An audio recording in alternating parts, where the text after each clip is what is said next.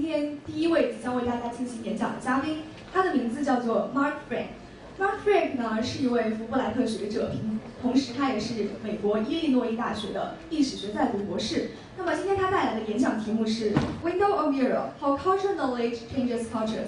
Now let's give a warm welcome to Mark Frank to deliver his speech.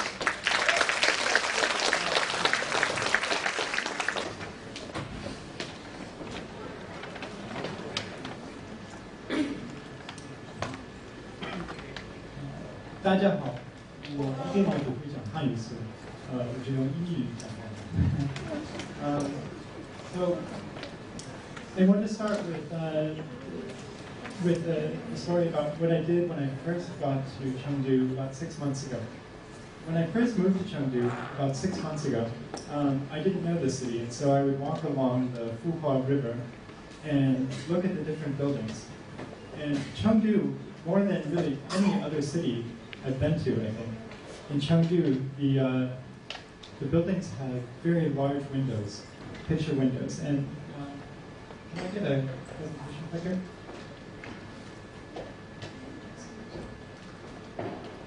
Yeah, so the buildings have very large windows in Chengdu, many of the old apartment buildings especially.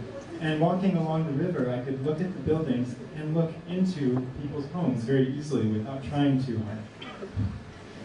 I may have seen your home. people probably look into my home now, sometimes too, from the courtyard. And so looking through those windows, I could see how people live. Families eating together or playing mahjong together, children doing their homework, mothers hanging their clothes out to dry. And this was one of my first windows into the culture of Chengdu. So today I'm going to talk about culture.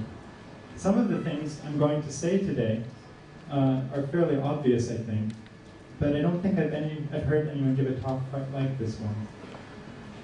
So culture in Chinese is wanhua, right? And it seems like a very obvious concept, but it's actually a concept that has changed over time. Okay, so this is a true story.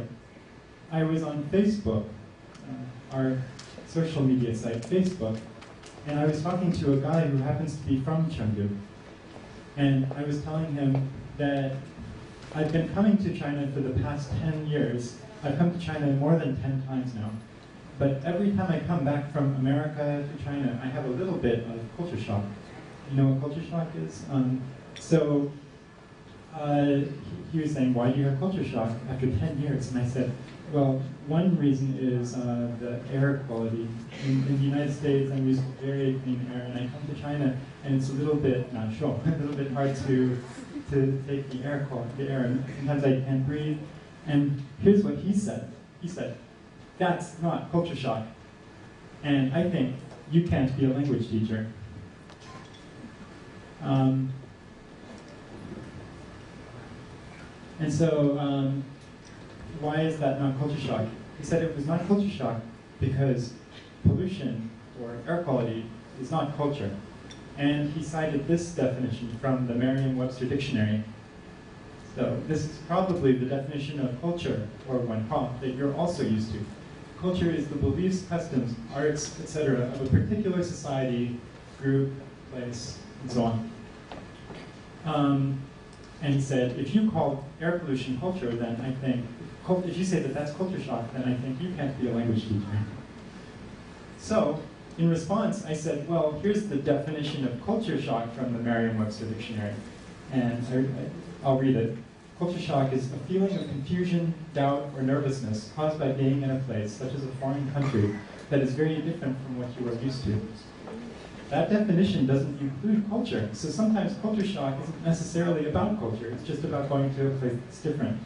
But okay, setting that aside, why did he think that I wasn't experiencing culture shock? Because to him, culture is a very clear concept. It means a very specific thing. It means shared ideas, values, and so on in a particular society. So things like what you eat and how families live, that's culture, but air pollution is not culture. And I think to most of us, we have a very clear understanding, or a fairly clear understanding of what we think culture is. So today what I want to argue is that the concept of culture changes culture. 文化这个概念能改变我们的文化。And the way we define culture makes a difference to our culture. 文化的定义对文化有影响。Okay? So the concept of culture, the way that we use it today, is a fairly modern thing. It's a fairly new thing. Okay? The way that we use the word culture or 文化 is really only about 150 years old. Before that,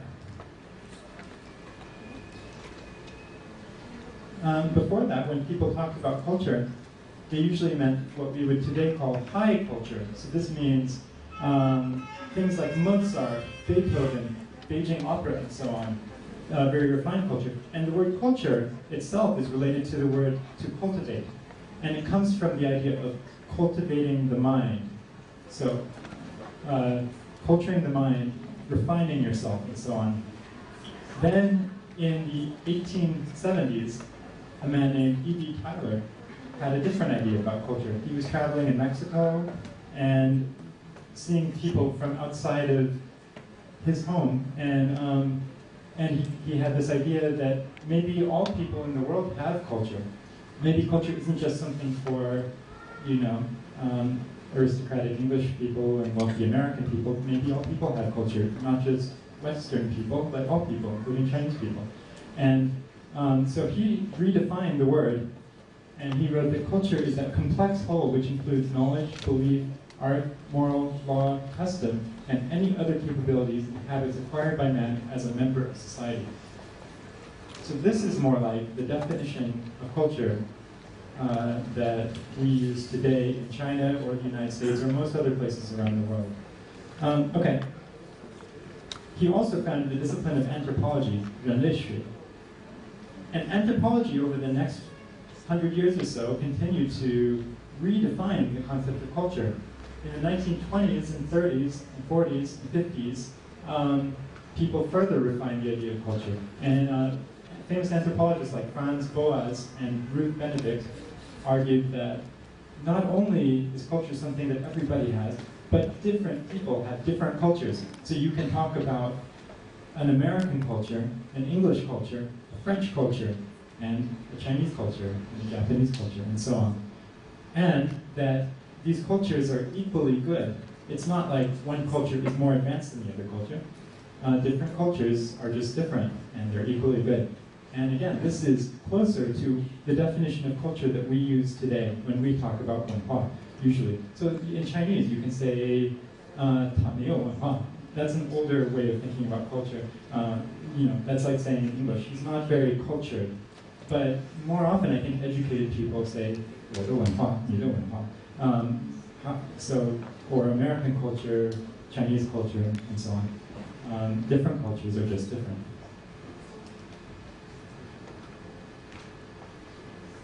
So when I say that the concept of culture changes culture, 文化这个概念改变我们的文化, what do I mean?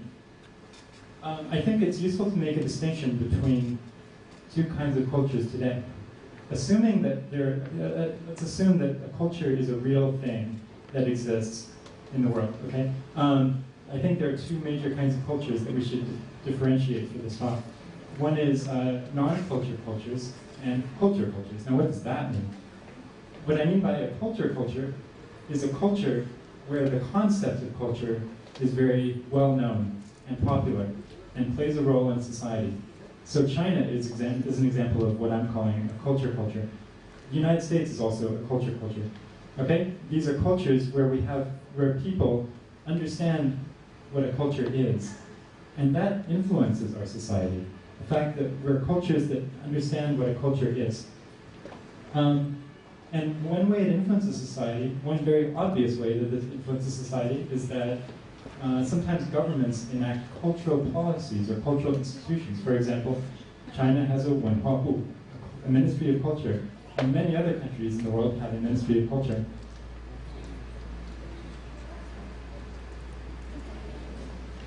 So Germany was one of the first places maybe the first place to institute a chamber of culture. This was during the Nazi era in Germany. But by and large, cultural ministries were established in the 1940s, 50s, and afterwards. Okay, and China has one of the older cultural ministries in the world. So how did this happen? Well, if you remember, in the 1870s, E.B. Tyler founded anthropology, 人类学. Then in the 1920s, 30s, 40s, it became a popular university discipline. So now you can go to university and major in anthropology, 人类学专业, right? And so, especially by the 1940s, it had become a very widespread subject in universities around the world. And this means that thousands of people were going to college and studying anthropology and studying culture. And then those people sometimes went into government or into journalism or other media, and they had a big influence on the rest of society. And culture, the concept of culture spread from there. And since then, I think that anthropologists kind of lost control of the concept of culture. It's something that not only anthropologists talk about, but we all talk about culture today, and the government talks about it as well. A cultural ministry can influence culture by deciding which forms of culture to promote, and also which forms of culture to not promote. Here's a brief timeline. Here's a partial timeline of cultural ministries. Like I said, they became popular really in the 1950s and afterwards. Okay, so yeah, a cultural ministry can decide which forms of culture to promote and which forms to not promote. For example, I went to the movie theater in Chengdu last week, and I saw a poster for this. This is a film based on the opera Bai Mao Nu, The White-Haired Lady. So this is a revolutionary opera that was filmed and released in movie theaters this year. It was produced by China's Wanhuabu, Ministry of Culture. And ministries of culture around the world do this. They play a role in influencing the cultures of their own nations. So sometimes culture, the culture concept influences culture from the top down. Sometimes it goes from the bottom up. Sometimes activists also use the concept of culture. So two very brief examples are, in the United States, there are social justice activists who try to fight against what they call cultural appropriation. You might want to look this up if you're curious, but cultural appropriation is basically stealing ideas from other cultures without giving them recognition for it. Or sometimes social activists will fight rape culture, or the culture of ignoring sexual abuse and rape and so on.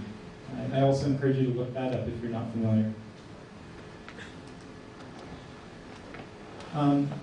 So culture sometimes seems to us like a very obvious concept, when in fact it's a political concept as well.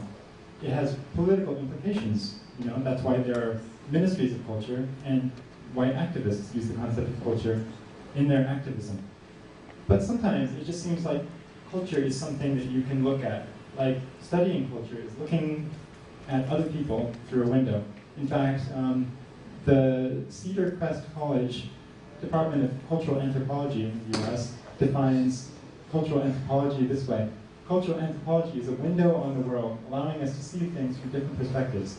That's a very evocative metaphor. But there are two problems I see with this metaphor. One is that the concept of culture is constantly changing. You can't just look at culture because our idea of what culture is changes over time. The other problem is that culture is political. So the way that we define culture is political. It's not just something you look at, it's something that you also have to define for yourself. So you can think of culture as a window, but there are different kinds of windows, right?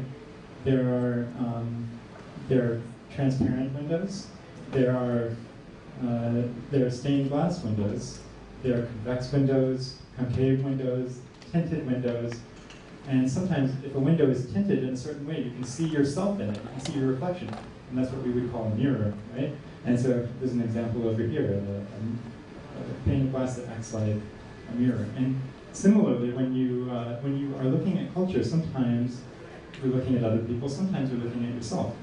For example, you can read a book today about your own culture. There are books about, if you're Chinese, there are books about Chinese culture. If you're American, there are also books about American culture. You can study your own culture. You can read a book about somebody else's culture, but think about how it's different from your culture. So sometimes culture, as a concept, provides us a mirror.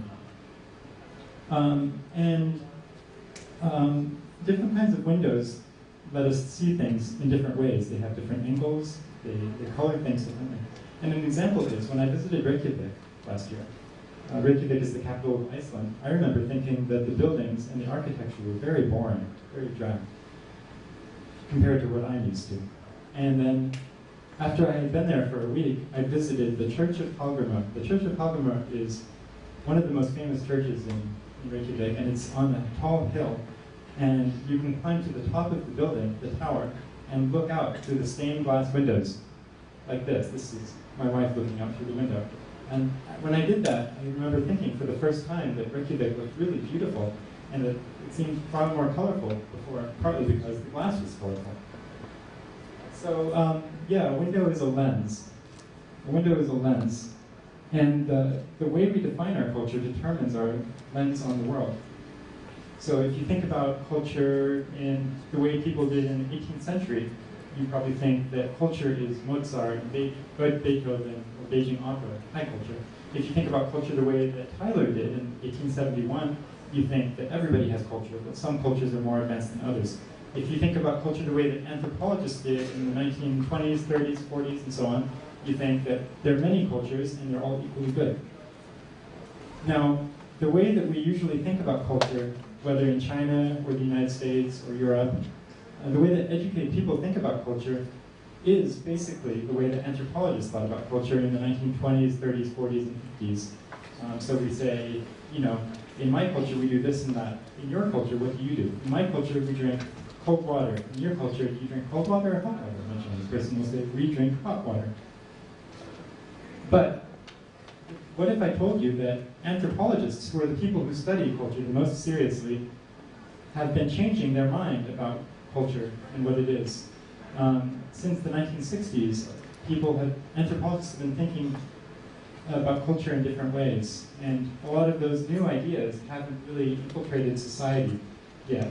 And anthropologists have pointed out three major problems, well, many major problems, but three problems in particular with the concept of culture that I want to discuss. One is the problem of boundedness. So when we talk about Chinese culture or American culture, it sounds like those cultures are separate and they have their own ideas, but in fact, ideas flow back and forth between different cultures all the time. Another problem is cultural determination, cultural determinism. So often, when I ask why do Chinese people do something, somebody will say because it's their culture. Why do Chinese people leave the windows open in the winter? And somebody will say because that's Chinese culture. That's not really a very deep answer, because it's like this. It's like you're saying, why do people in this culture do this thing? And you're saying, because it's their culture. People in this culture do this thing because it's their culture. It's sort of a logical loop, right? Cultural determinism. Then the third problem, which I think is most interesting, is that the concept of culture excludes a lot of other issues. For example, we usually think of politics and culture as being two different topics, or we often think of economics and culture as being two different topics. We certainly think of the natural environment and culture. Usually we think of those as being two different things. The natural environment isn't part of our culture. And that's why when my friend told me that you can't have culture shock over the environment because that's not culture, that's where he got that idea, because usually culture refers to ideas, not physical things, right? And so the problem with this is that when we talk about things like environmental pollution, or in the United States we have problems like gun violence, we usually exclude a lot of things that I think are relevant, such as cultural issues, because that's not culture. And a biologist named Garrett Hardin wrote in 1968 that when we say that something is a technical problem, we mean that it requires a change only in the techniques of the natural sciences, demanding little or nothing in the way of change in human values or morality. So when we think of, say, environmental pollution as a technical problem, we usually think we can just leave it to the scientists and to the politicians to take care of it because it's a technical problem. It's not a cultural problem. I would argue that something like environmental pollution or gun violence is definitely also a cultural problem. It's a cultural problem and a political problem and an economic problem and a scientific problem simultaneously. So how can pollution be a cultural problem? Here are two very short examples. I was living in Beijing a few years ago, and I told my Chinese classmate that I would really like to see a blue sky. And she said, "You Americans are always talking about blue skies. In China, what we care about is economic development." And I think that not all Chinese people think the same way about this, so she's not completely right. But she saw it as a cultural issue. Also, I went to a lecture on public health at my daughter's school, her kindergarten, and they talked about childhood disease. And they talked about preventing 5 diseases, but they were all contagious diseases: flu, chickenpox, and so on.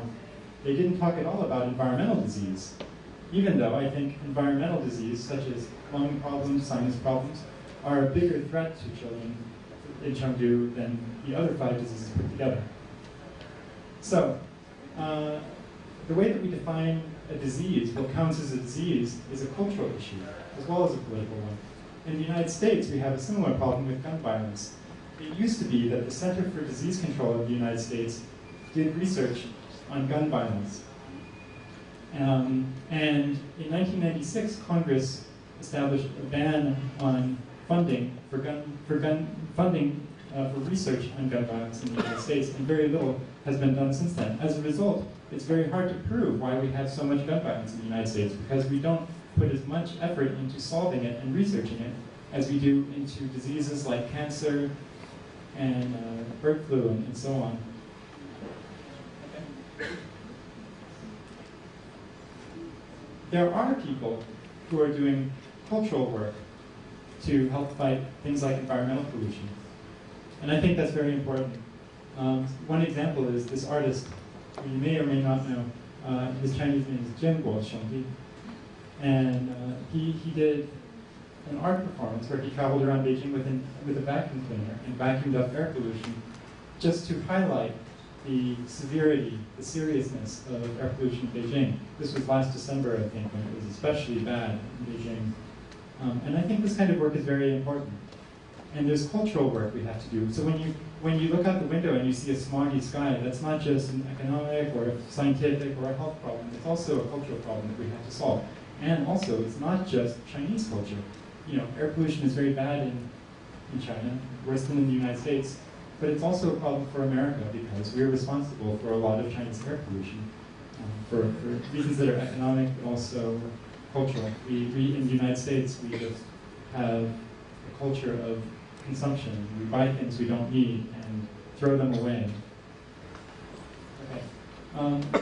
So my larger message is that when we use the concept of culture, when we talk about culture, it's very important to think of it as an instrument, as something that you have to define, and that the way that you define it really has serious political implications and social implications and health implications and implications for many other things.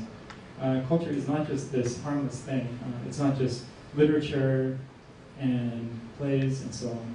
Culture is the way that we live, and it's very important to think about how we define it and to come up with a definition of culture that allows us to tackle some of the more serious problems in the world.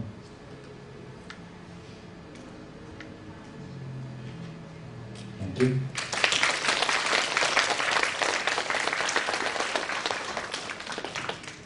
So I'm actually very curious about when you were talking about like the culture shock of those like environment pollution. So I want to ask you like what kinds of culture changes can actually solve the problem of like air pollution and gun violence? Yeah, that's a really good question. So one thing that comes to mind, I'll talk about environmental pollution first, is that right now in Chengdu, there's a thriving, not in Chengdu, in China in general, there's a thriving marathon culture, which is very surprising to me. I hear about marathons so much today in China. Marathon, right? 10 years ago, when I first visited China, I didn't know anyone who would run a marathon. I didn't really hear about marathons very much. And I think that's very important. I think that this is very indirect, but it's also very important. having a culture where people participate in physical activity and like being outdoors. And I think that, for example, government responds to that. If people are spending time outdoors and if it's unhealthy to do that, then there will be policy implications, and also people will do their part. So people will try to counteract air pollution and so on. Another example is we can think about the elements of a culture that we want to try to eradicate, such as